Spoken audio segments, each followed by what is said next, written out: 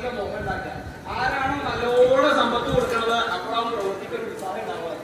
ഇവിടെ എങ്ങനെയല്ല, ഇവിടെ ഭഗവാൻ സ്മരിച്ചതിഹേതുവായിട്ട് വിശ്വകർമാവ് വന്നു മാത്രമല്ല ഒരു രാജധാനി അവിടെ ഭംഗിയായിട്ട് ഉണ്ടാക്കി. നീ രാജധാനിയൊക്കെ ഉണ്ടാക്കിയെങ്കിൽ പേര് വേണം.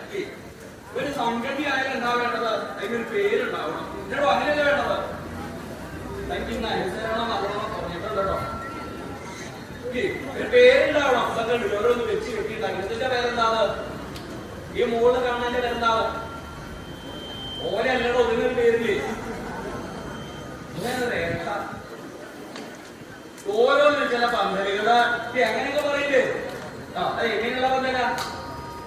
അതൊക്കെ ചതുരത്തിലല്ലേ ഇങ്ങനെ ഓരോ പേരുകളുണ്ടാവും. വൃത്താകൃതിയിലുണ്ടാവും, കിടങ്ങുകൾ ഉണ്ടാവും, മതിലുകൾ ഉണ്ടാവും, ഗോപുരങ്ങൾ ഉണ്ടാവും. ഇങ്ങനെ ഓരോന്നിനും ഓരോ പേരുകൾ വേണം അല്ലേ? അപ്പൊ ഈ രാജധാനിക്ക് ഇപ്പൊ എന്താ പേരിടുക?